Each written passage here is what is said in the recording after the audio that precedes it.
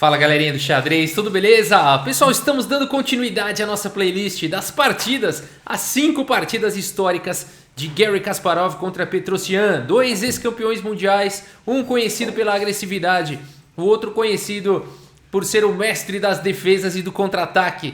E aqui então, Garry Kasparov, estamos no ano de 1982, Kasparov com 19 anos de idade, Kasparov que viria a se tornar campeão mundial aos 22 anos de idade, 3 anos depois. Eu já mostrei 3 partidas aqui do total de 5 que Garry Kasparov jogou contra Petrosyan na história. A primeira terminou no empate, a segunda Petrosyan de negras venceu em 81. Em 81 novamente Petrosyan venceu de negras, portanto está 2 vitórias para Petrosyan e um empate. E agora estamos em 82, um ano depois dessas derrotas. Kasparov um pouco mais maduro, o aluno de Botvinnik. Vamos ver como ele reage nas partidas anteriores. Kasparov esteve melhor nas partidas, saiu agredindo igual um maluco, botando pressão, estava ganho, mas não conseguiu ali vencer o mestre das defesas Petrosyan, que no momento certo aplicou o contragolpe e venceu a partida nas 2 anteriores. Vamos dar uma olhada nessa então. Kasparov de brancas abre com o peão da dama D4 e aqui essa partida ela tem anotações do próprio Kasparov, então os comentários que eu vou fazer são análises aí do próprio Kasparov, tá bom, pessoal? Inclusive com um furo ali, depois eu vou mostrar, mas com os computadores de hoje em dia é sacanagem, né? Mas vamos lá. D4 aqui do Kasparov, cavalo em F6 pelo Petrosyan, C4, E6, cavalo em F3, bispo B4, a defesa Bogoíndia aqui pelo Petrosyan, bispo D2 e dama em E7 protegendo o bispo. G3 para desenvolver o bispo de casas claras em fianqueto. Bispo por D2, cheque. Dama por D2, roque. Bispo G2 desenvolvendo e aqui D5 pelo Petrosyan. Temos roque pelo Kasparov.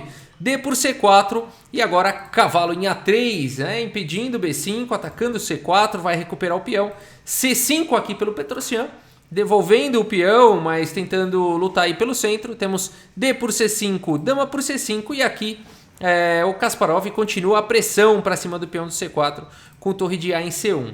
Aqui não é muito recomendável para as negras tentarem defender, aqui jogar um lance como B5, não foi o lance jogado aqui pelo Petrosyan, mas aqui as brancas ficam muito bem, aqui cavalo D4, abrindo um ataque descoberto aqui na torre. Tem força aqui uma resposta cavalo D5 das negras e depois vem cavalo de D por B5 com uma ótima posição aqui para as brancas. O peão do C4 está bem enfraquecido, um cavalo cravado. Então é ilusão aqui, né? Seria ilusão tentar defender o peão com B5. O Petrosyan sabe disso e segue simplesmente desenvolvendo peça com cavalo C6. Seguimos com cavalo por C4, dama em E7, cavalo de F em E5, cavalo por E5 e cavalo por E5, e aqui vem o primeiro comentário do Kasparov na partida. Ele fala que avaliar essa posição não é tão difícil, né? Aqui dá para perceber que as brancas estão com melhor atividade, melhor posicionamento das peças, né? Um bispo já com uma ótima passarela aqui na diagonal, né? Uma torre com uma ótima passarela nessa coluna e um cavalo ocupando e dominando aí o centro, né? E uma dama muito bem colocada.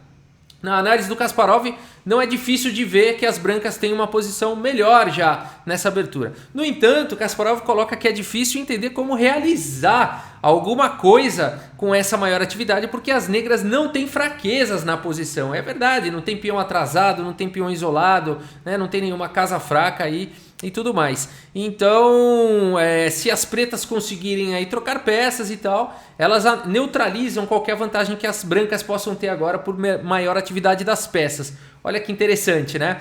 E aí a conclusão dele é que as pretas têm que jogar então para tirar o cavalo das brancas de E5 e depois neutralizar aí a vantagem das brancas. Ok, essa é a leitura do Kasparov, uma belíssima de uma leitura. Vamos aprender todos, né, com o Kasparov aqui. A partida seguiu com cavalo D5 então pelo Petrosyan, já fazendo todo sentido, né? O Petrosyan quer expulsar o cavalo daí com F6. Temos torre de F em D1 e aqui cavalo em B6, né? Por que não imediatamente F6 aqui? Porque aí o cavalo do Kasparov ficaria em C4 e um cavalo muito forte. Então o cavalo B6 aqui pelo Petrosyan, preparando F6 para depois de cavalo C4 poder trocar esse cavalo aí, trocar essa peça.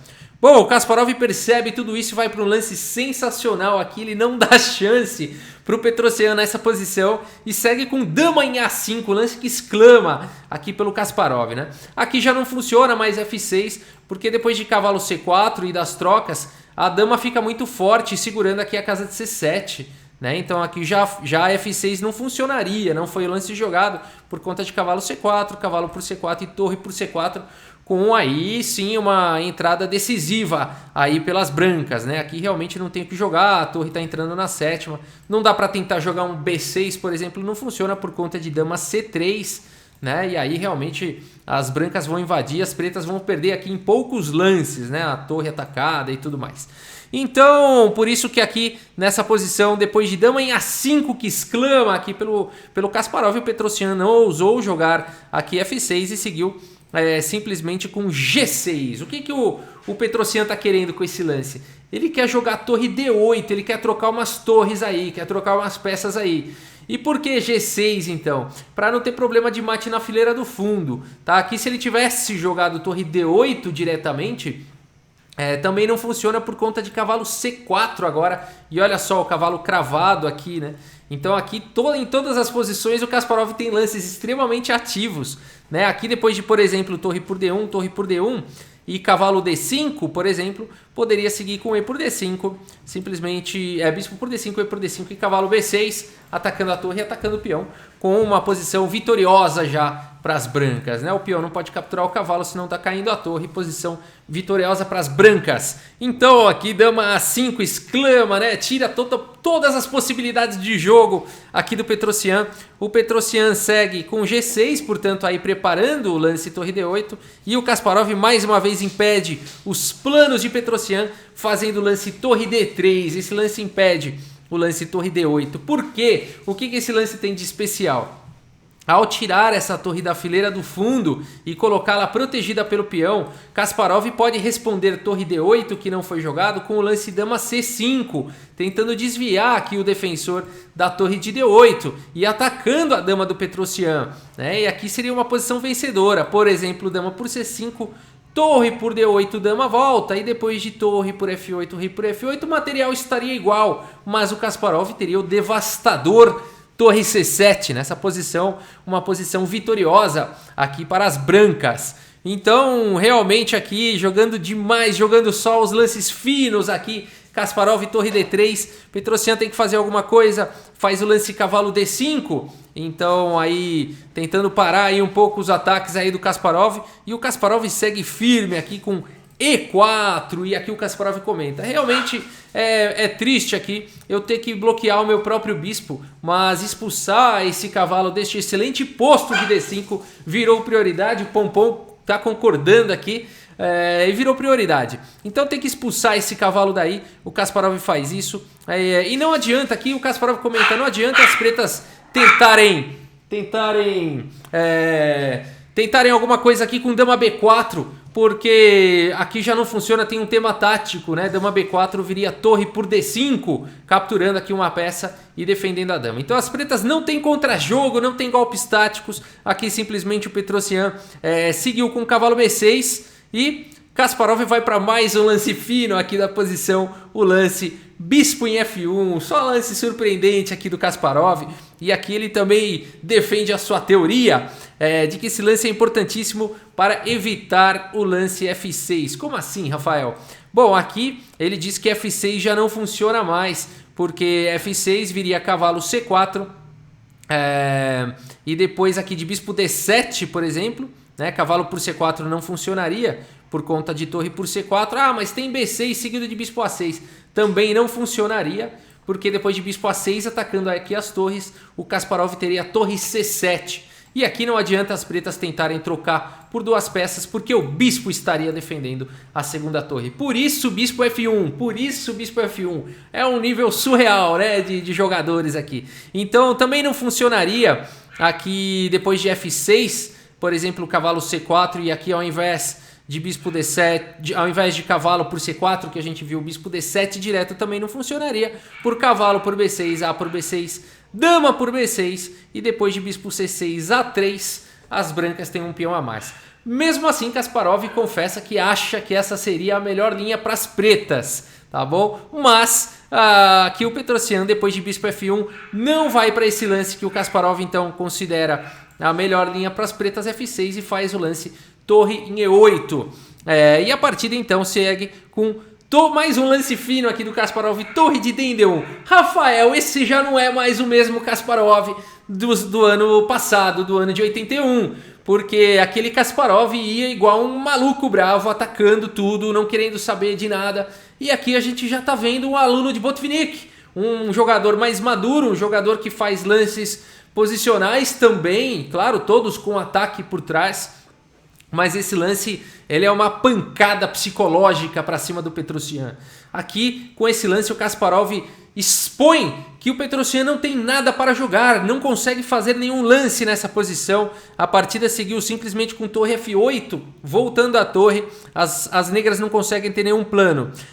Aqui F6, mais uma vez, não funcionaria. Não funcionaria F6 por conta de cavalo C4, bispo D7, uma linha parecida com a análise anterior. Cavalo por B6, A por B6, dama por B6, bispo C6. E aqui o furo que eu falei, Aqui as brancas estão melhores, basta jogar A3 e a gente cai numa análise parecida com alguma coisa que eu mostrei agora há pouco, em outra linha, né? Mas o Kasparov fala que aqui o fino seria bispo B5 na análise dele e que as brancas estariam ganhas daí, com penetração decisiva, bispo por B5, dama por B5. E as brancas estão ganhas. De fato, nessa variante, as brancas estão ganhas. O que o Kasparov não realizou aqui é que depois de bispo B5, as pretas teriam dama B4. E aqui igualando tudo, cravando aqui o bispo do Kasparov, botando 2 ataques. Então, graças aos computadores de hoje em dia, a gente consegue, né, pegar algumas análises aí antigas e mudar alguma coisa, né? Mudar alguma coisa. Aqui as pretas teriam dama B4. Então, o Kasparov nessa partida teria que achar o A3 e não o lance que ele considerou que exclama o bispo B5, porque não exclama não. Aqui levaria a dama B4. E aqui realmente não tem o que fazer, teria que jogar um A4 para defender o bispo, né? Aí tá vindo torre por A4 e não adianta, o bispo tá cravado, teria que jogar torre por C6, né? Teria que seguir dessa forma, B por C6, dama por C6, né? Aqui as negras conseguem igualar, torre de A em A8, bispo C4, e apesar do material a menos aqui, as brancas têm muita atividade e é um jogo bem equilibrado, tá? Então olha só, né? Aqui melhorando as análises antigas, mas tudo bem, é o único furo aqui que eu encontrei, o resto tá perfeito, né? Toda a análise do Kasparov aí batendo com os lances de engine e tudo mais, é incrível, isso é incrível. Bom, então a partida aqui, depois de torre F8, seguiu com A3, mais um lance aqui expondo a incapacidade total aqui de Petrosyan. A partida seguiu com rei G7, o que fazer, né?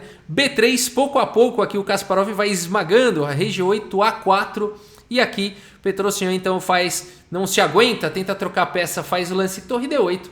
E nessa posição o Kasparov faz um lance de arremate. Se você quiser dar pause nessa posição e tentar encontrar aí o lance de arremate do Kasparov, vale a pena, vale muito a pena. E eu espero que você tenha encontrado aqui o lance de arremate. Dama C5, né? Aqui acabou, ameaçando a dama do Petrosyan. Mais uma vez indo para aquele tema, se dama por C5, torre por D8, né? Com a entrada da torre na sétima no futuro, né? Por exemplo, dama por C5, torre por D8, dama em F8, torre por... Rei por F8, torre aqui em C7, com uma posição vencedora aqui para as brancas, né? Não adiantaria jogar F6 por conta de torre F7, cheque, rei G8, torre por F6, e depois de cavalo D7, por exemplo, torre por E6, cavalo por E5, torre por E5, com um final aí com 2 peões a mais para Kasparov, né? Com uma atividade fantástica, peão passado e tudo mais. Então não daria aqui para o Petrosyan continuar jogando, por isso que depois do lance de arremate aqui, dama C5, o Petrosyan abandonou. E aqui o Kasparov comenta, mesmo sem ter feito esse lance torre D8, as pretas realmente não têm o que jogar, né? O melhor que elas poderiam fazer mais uma vez seria tentar aquela linha com F6, cavalo C4, cavalo por C4, torre por C4, B6, alguma coisa assim, mas as brancas sempre ficam melhores, né? Dama C3, torre D8, poderia conseguir algumas trocas de peças aqui, torre por D8, dama por D8, torre D4, mas aqui é uma posição vencedora para as brancas de qualquer maneira, é muita atividade a mais, né? Dama E7, dama D2, por exemplo, aqui acabou a partida, né? vai jogar o quê? Não pode jogar bispo B7, senão tem torre D7. As pretas continuariam de mãos atadas, né? Qualquer lance aqui A6 está vindo torre D8, cheque, rei G7, E5 abrindo aqui a diagonal, né? Aqui acabou F por E5, bispo G2, olha só, né? Atacando a torre B8. E aqui, enfim, mais uma vez as pretas não têm o que jogar, né? Aqui o Kasparov poderia continuar o esmagamento com B4, né? Aqui dominação total. Aqui o que as pretas poderiam fazer? B5, A5, ó. Sobraria E4, é quase um zug-zwang, né? Seria quase um zug-zwang aqui. E aqui dama C3, E5, por exemplo, pouco a pouco, né? Torre por C8. Aqui já dá para entender mais ou menos que o Kasparov estaria ganho, né? Uma peça a mais e uma penetração decisiva aqui na posição do Petrosyan. Portanto, aqui Kasparov mostrando um outro tipo de jogo. Olha só o relatório aqui do chess.com, olha só.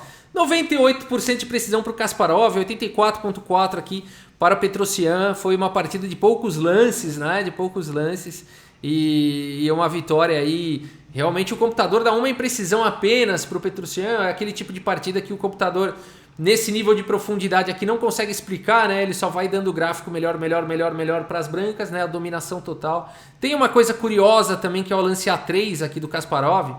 Se você deixa essa posição na engine, ela vai tentando procurar lances aqui como cavalo G4, cavalo em F3, né? E vai dando uma pontuação, assim, os melhores lances das brancas, né? Bispo B5, vai tentando achar, vai oscilando, vai iterando aí nesses lances, vai alternando e uma hora decide por bispo B5, outra hora decide por cavalo G4, outra hora prefere cavalo F3. Em nenhum momento a engine faz o lance A3, em nenhum momento.